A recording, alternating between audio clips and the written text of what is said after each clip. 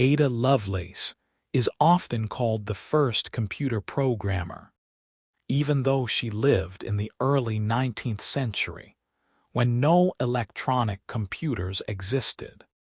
Her calm, deep way of thinking let her see more than metal parts, gears, and number tables. She saw patterns, music, and even art inside calculation.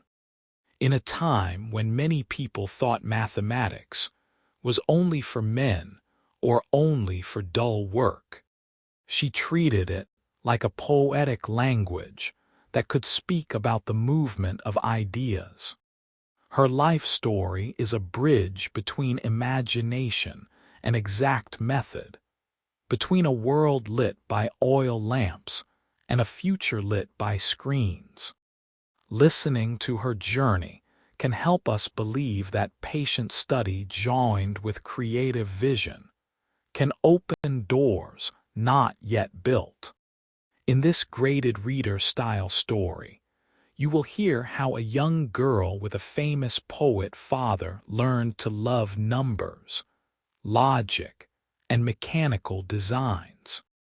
You will learn how she met an inventor named Charles Babbage and how she studied his machine.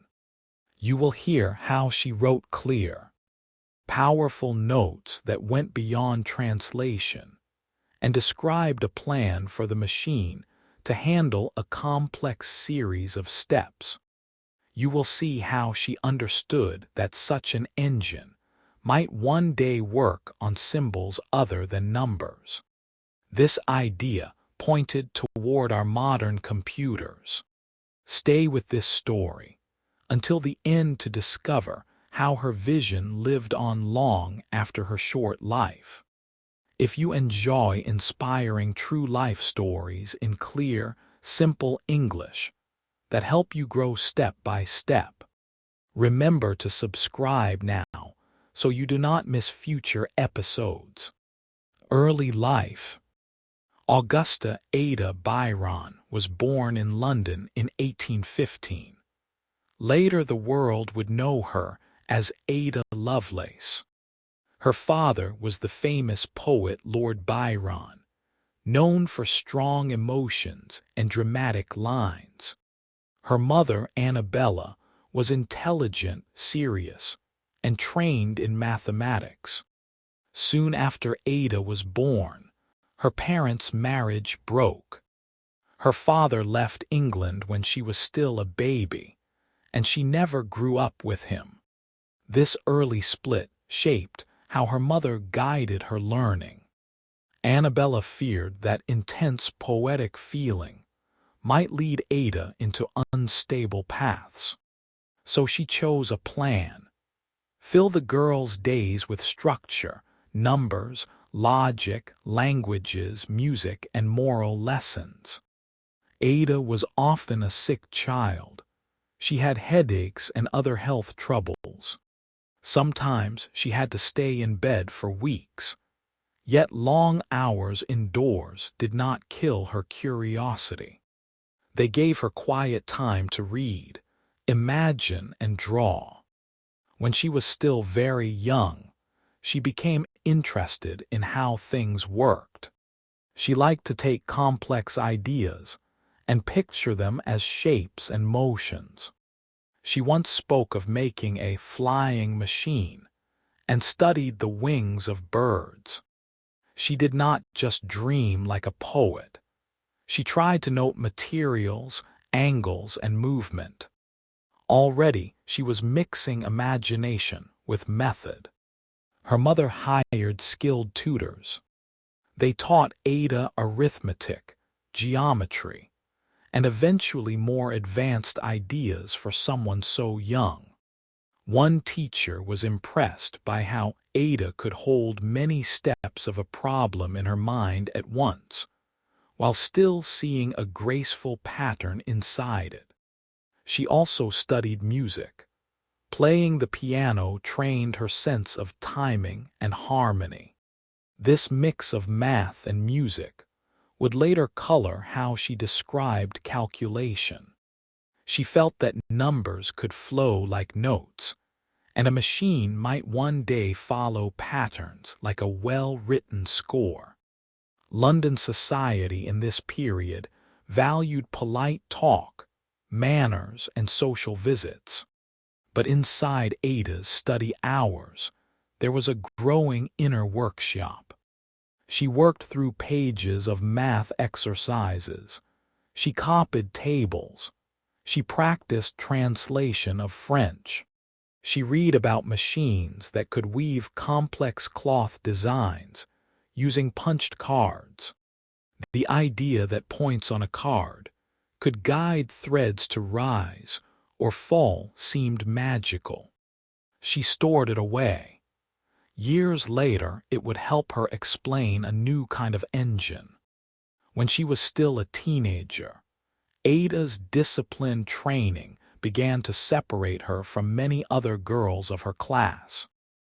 While they focused on music and social events only, she also pursued abstract reasoning. Her mother kept close watch, sending letters to tutors and asking for reports. Sometimes Ada felt pressure, but she also felt a growing internal strength, the ability to focus her mind for a long period, and to enjoy the slow climb from confusion to clarity. Illness continued to return at times. Periods of rest forced her to pause her studies. Yet each time she resumed with energy. She learned to see recovery time not only as loss, but also as a chance to let ideas settle. This patience would later support the deep thought needed for her most famous written notes. During one long recovery, she began a private notebook that she called, in spirit, a ledger of mental experiments. In it she would copy a problem, leave space, attempt a solution, and then return days later to check it with a fresh eye. She scored lines through errors, not to hide them, but to keep a visible record of improvement. This habit trained honesty with herself. It also showed her that clear progress often comes in layers, not a single leap. Her early life, therefore, was more than a protected education. It was the forging of a method. Observe carefully, record faithfully, revisit patiently, refine bravely. Education and influences. As Ada grew older, her studies became more formal and demanding. Her mother continued to arrange lessons with respected mathematicians. One of the most important was Mary Somerville, a remarkable Scottish science writer and translator. Mary Somerville showed that a woman could study and explain complex physical ideas with clarity and grace. Ada admired her. Through Somerville, Ada saw that math was not a cold wall. It was a living map that connected astronomy, physics, navigation, and daily life. Somerville also introduced her to a social circle where scientific talk mixed with polite society.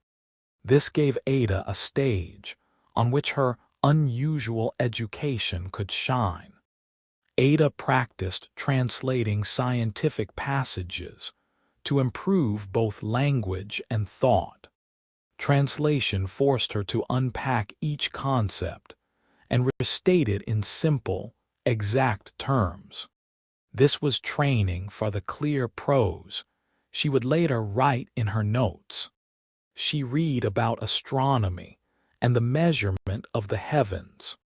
She learned how small errors could grow large if not checked.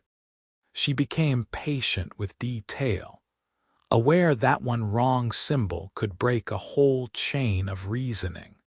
During this period, she also developed what she called a taste for the poetical science.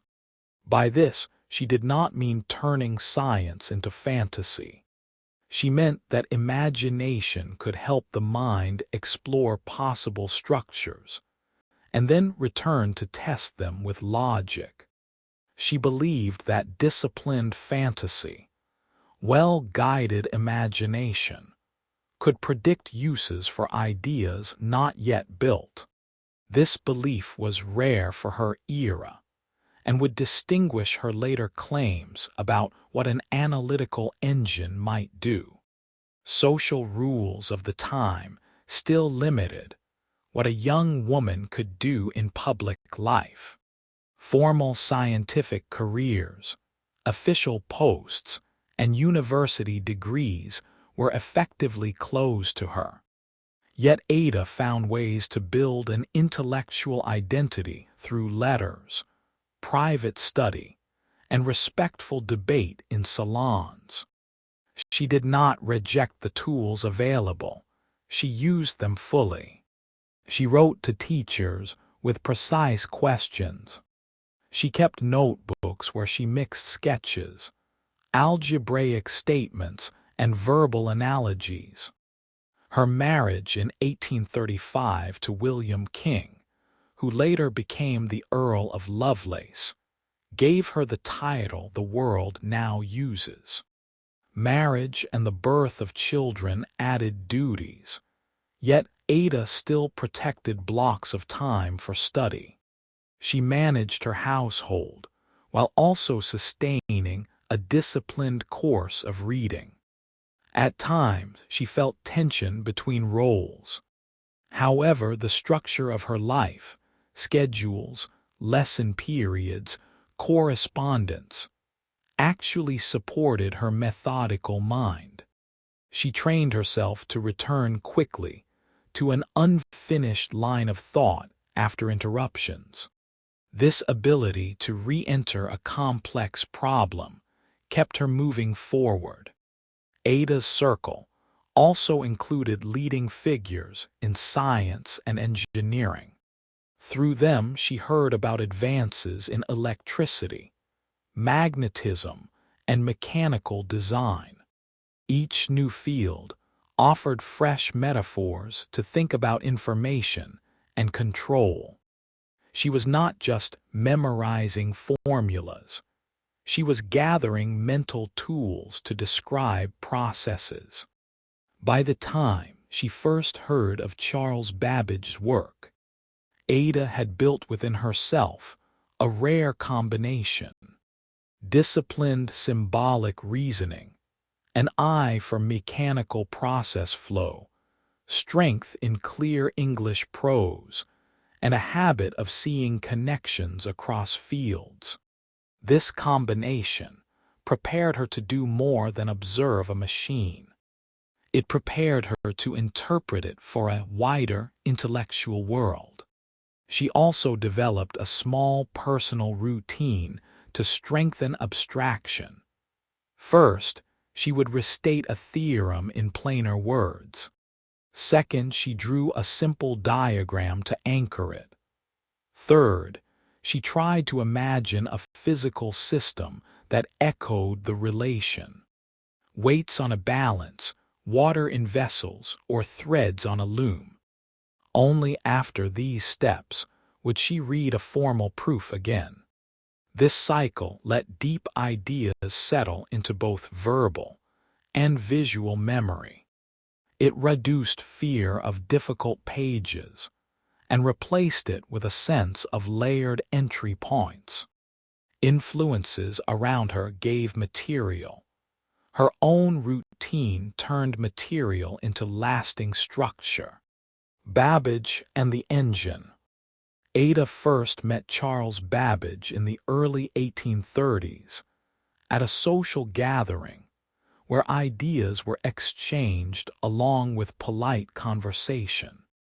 Babbage was already known for designing a machine called the difference engine. This device, if fully built, would produce mathematical tables by a sequence of repeated additions, reducing human copying errors. At the gathering, Babbage demonstrated a small working part, a piece that showed how gears could turn and carry digits.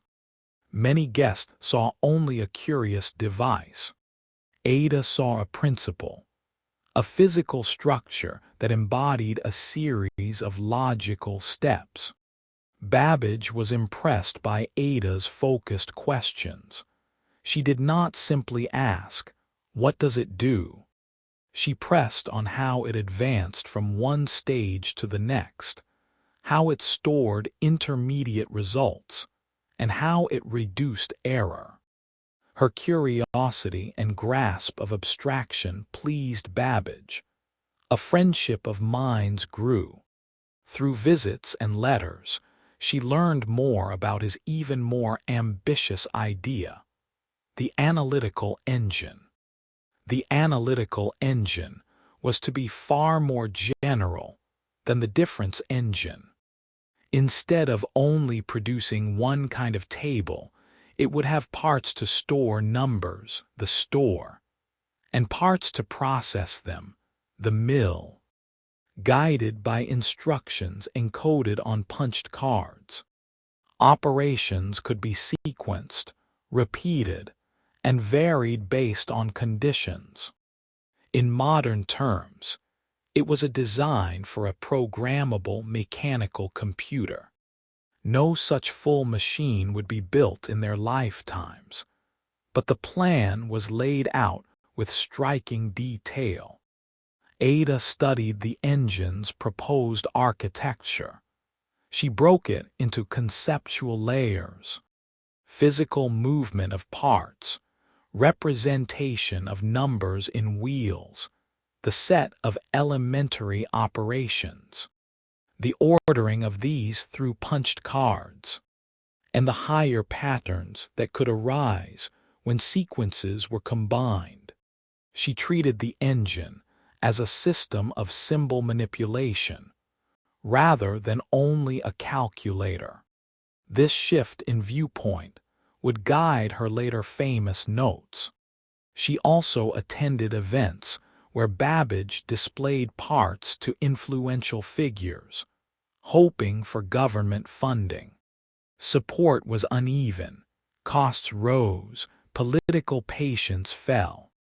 Ada saw that clear explanation could shape public and scholarly reception.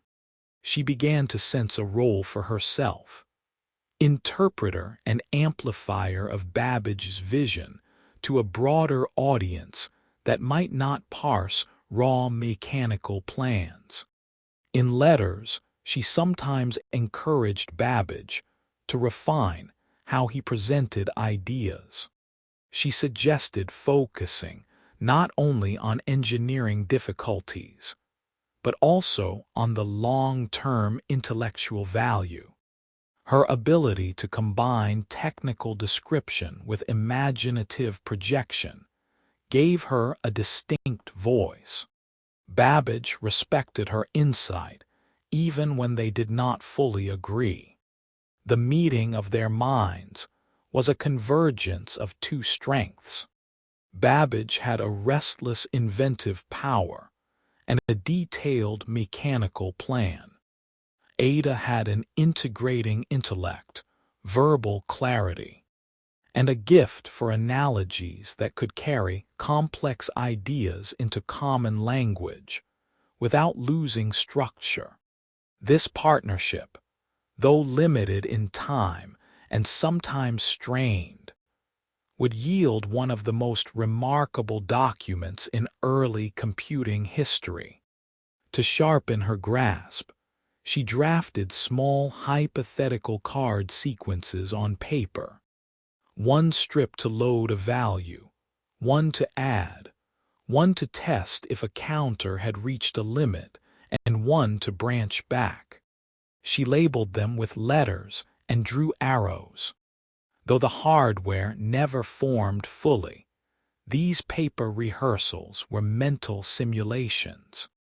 They trained her to think in layers: symbolic intent, encoded instruction, mechanical action, resulting state. This stack of viewpoints is now common in computer science education. But at her table, it was a fresh, intellectual construction. The notes and the algorithm.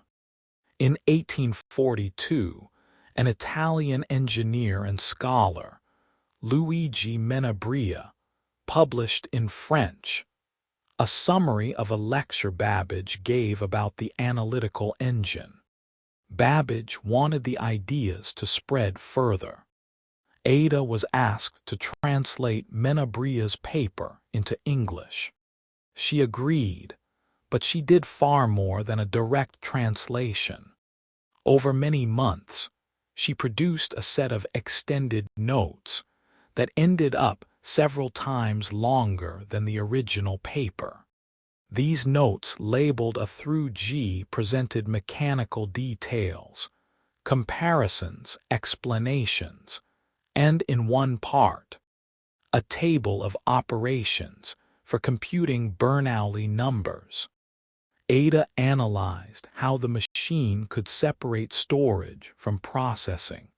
She clarified the role of punched cards, showing how one set could hold numbers while others held operation sequences. She drew parallels with the punched cards used in weaving complex patterns. Just as a loom could produce varied cloth designs by following card patterns, the engine could produce varied sequences of operations. This analogy helped readers see a general power beyond any single table. One of the most striking parts of her notes was the plan, in modern words, an algorithm for the engine to compute a series of Bernoulli numbers. She laid out, step by step, the operations and how partial results would be stored and reused. While the engine itself was not built, the logical structure of the plan matched what later generations would call programming. A finite, ordered set of instructions acting on symbolic representations to yield a result. She identified repeated sub-processes and separated them conceptually so that they could, in effect, be called again without rewriting their logic. In today's language, we might speak of modular blocks. She did not invent a formal syntax, yet the mental act of grouping steps showed a sensitivity to structure. Her commentary also hinted at conditional branching. When she wrote about directing the engine along one card path or another, depending on an interim relation. All of this was achieved with plain 19th century prose, accessible to readers who had never seen a formal programming notation. Ada also wrote about the potential scope of such a machine. She stated that the engine did not originate ideas any more than a loom originated patterns. She had acted on what we knew. Yet she also foresaw that if numbers could stand for other things, like musical notes, then the engine could manipulate those symbols too. This was a profound conceptual expansion. It hinted that computation was about structure and relation, not just arithmetic. Many decades later, computers would indeed process text, images, and music as coded data. In her commentary, she stressed the importance of checking correctness. She warned against trusting output without understanding process. She emphasized that designing a sequence of operations required both creativity and strict logical discipline. This view anticipated the dual nature of modern software development: imaginative design plus rigorous verification. Her style mixed clarity with controlled poetic tone. She used phrases that linked analysis to imagination without drifting into empty metaphor.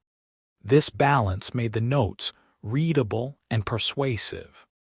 Babbage himself praised parts of her work, though there were moments of tension about credit and approach.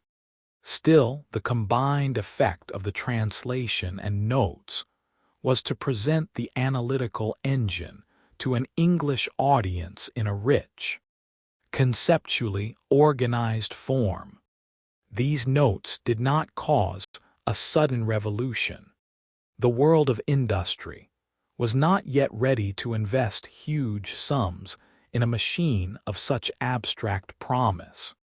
Materials and precision limits also stood in the way, but the document became a seed.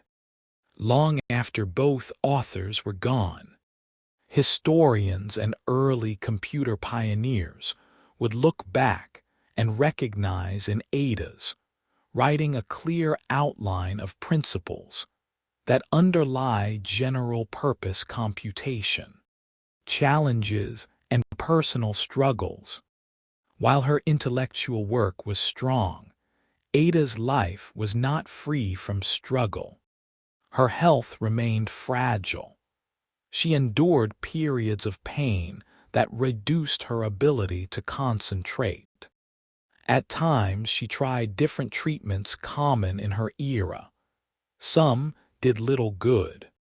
Health setbacks slowed the pace of her studies and correspondence. Yet she maintained a habit of returning to unfinished ideas once strength allowed. This pattern of interruption and return trained a special perseverance. Ada also faced the narrow expectations placed on women of her class. Society praised polite learning, but often resisted deep technical engagement. Some people treated her interest in advanced mathematics as an odd charm, rather than a serious pursuit. She had to balance social appearances with private study. Letters to mentors show how she fought gently, but firmly for time to think. Finances and personal choices added strain. Later in life, she became involved in schemes and attempts to apply mathematics to manage certain ventures that did not succeed. These episodes increased stress and clouded some personal relationships. They also served as lessons about the limits of prediction when real-world factors are complex and data is thin. Despite obstacles, she held to her belief that disciplined imagination had value. She wrote of wanting to create a mathematical music of the mind. This phrase, while poetic, described a structured harmony of ideas. Even when her body was weak, her inner picture of what symbolic engines could become remained vivid. She adopted small coping techniques to extend limited energy, dividing a hard passage into numbered subparts, reading them aloud slowly to test clarity, and marking margins with single letters. Q for a question to revisit, C for an item she felt was confirmed, and R for a relation to another text. These light marks formed a dialogue with the page. They prevented frustration from crystallizing into avoidance. This gentle self-management kept her moving through complex material, a few careful steps at a time. Vision and legacy. Ada Lovelace died young in 1852, at the age of 36. For many years after, her name was not widely cited in general histories of science. Her contribution lived quietly in old journals and the memories of a small circle. Only later, in the 20th century, when electronic computers began to appear, did scholars re-examine early conceptual works. They found in her notes a surprisingly modern vision: separation of data and operations, the idea of a general symbolic engine, and the notion that machines could process more than numbers if representation allowed. Her legacy is not about building a physical machine with her own hands. It lies in framing and communicating the potential scope of a machine that could follow abstract instructions, a general-purpose engine. She showed how to move from describing a mechanism to describing classes of tasks it could, in principle, carry out. This shift from device to domain is central in computing. The growth of programming as a field echoes ideas she emphasized: clarity of steps, reuse of intermediate results, and awareness that symbolic choices matter. The later naming of a modern programming language, Ada, honored this conceptual heritage. The language, used in high-reliability systems, reflects her stress on precise structure and correctness. Ada's story also influences how we think about inclusion in science and engineering. Her path shows that talent can flourish even without the formal channels available to others. If supported by mentors, disciplined study, and personal resilience. Her life encourages learners from varied backgrounds to claim a place in technical fields. Today, when software guides aircraft, helps doctors, composes music with algorithms, and simulates climate patterns, we are seeing the wide symbolic reach she imagined. Each time a programmer designs a sequence of steps that transforms input into meaningful output, they practice a craft she helped define in concept. Her blend of logic and imagination continues to inspire. The 20th century rediscovery of her work also sparked debates about credit, interpretation, and emphasis. These debates, while sometimes sharp, had a side benefit. They led scholars to reprint full primary sources, compare drafts, and analyze technical content instead of relying on brief summaries. This careful rereading strengthened appreciation for the structural clarity of her notes. The endurance of her name now rests less on romantic legend and more on documented reasoning, a form of legacy she herself would likely have valued. Conclusion: Ada Lovelace's life was brief, but her intellectual echo travels through every modern device that runs a structured set of instructions. She began as a child shaped by two strong forces: a poetic father she never knew in daily life, and a mother determined to ground thought in logic. Through sickness, social limits, and personal trials, she carved out a mental space where symbolic patterns could unfold. Her meeting with Babbage gave her a concrete frame, a proposed engine for ideas already forming in her mind. Her translation and notes did not construct hardware, but they constructed a conceptual lens through which later generations could see the nature of general computation. In a simple view, she wrote a plan for calculating Bernoulli numbers. In a deeper view, She outlined the craft of programming before the age of electronics. She described how to encode operations, manage intermediate results, and foresee broader uses for symbol handling. She warned that machines follow the limits of their instructions and stressed the role of human insight in choosing what to ask them to do. This balanced view remains healthy today. For learners, her story offers several lights: patience in study, courage to imagine beyond present tools, respect for detail, and belief that creative structure is not an enemy of rigor, but its partner. Her voice reminds us that innovation often begins when someone stands at a border between fields, poetry and analysis, art and mechanism, and refuses to let the wall stay opaque.